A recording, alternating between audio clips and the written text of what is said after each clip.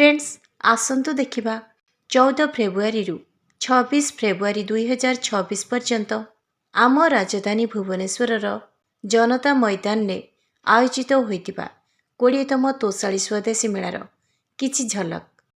2026 मसीहा 20तम तोषाली malar theme थिला स्वदेशी एवं आत्मनिर्भर। एही मेला 2004-5 आर्थिक वर्षरु वर्तमान जाए प्रति वर्ष भुवनेश्वर रे आयोजित होई आसुछि। आउ दिनकु दिन एही मेलार लोकप्रियता मध्य बढ़ी चलीछि।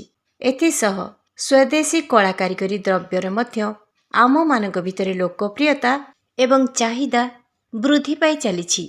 एही मेला आयोजनर मुख्य उद्देश्य हला आंचलिक कला कारिगरी, आम संस्कृति तथा आंचलिक हस्तकला कारीगर, बुणाकार एवं शिल्पी मानकु प्रोत्साहन दे सेमानकु आर्थिक स्वच्छल बनाइबा।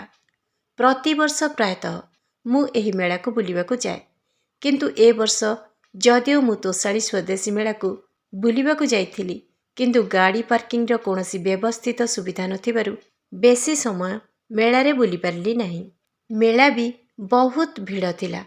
अल्प समय भितरे मेला बुली फेरी आसिले भी मेला रे पड़िथिबा विभिन्न हस्तकला, हस्ततंत वस्त्र, साजसजा जिनिस, खाद्यद्रव्य आदिर स्टल रे थिबा सुंदर जिनिस गुड़िक देखि मते बहुत भल लागिला। आम राज्यर विभिन्न जिलार कला कारिगरी सामग्रीर स्टल सह आम देशर विभिन्न राज्यरु मध्य स्टल पड़िथिला। संध्यारे लोकमानंकर मनोरंजन पाई सांस्कृतिक कार्यक्रम परिवेषण पाई स्टेज सेवा सह दर्शक मानक पाई चेयर मध्य पड़िथिला।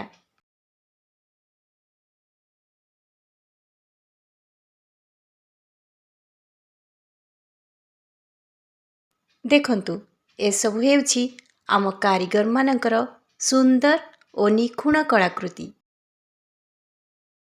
आम देशर शिल्पी पथर रे प्राण संचारित करिपारे। आम देशर कारीगर आवर्जनारू प्रस्तुत करिपारे आकर्षणीय साजसजा सामग्री, माटी, बेत, बाउंस, नड़ा, खबर कागज, सड़ई, नड़िया कता, झोट, काठ, पत्र आदि साधारण जिनिस को हाथर स्पर्श दे सृष्टि करिपारे अविश्वसनीय भावे अतीव मनोरम दरकारी सामग्री। आम स्वदेशी कारीगर मानकर पारदर्शिता और उच्च कोटीर प्रतिभा अनन्य और विश्वरे स्वतंत्र। आम स्वदेशी कला कारिगरी आम ओडिया तथा भारतीय मानकर गर्व, गरिमा और परिचय।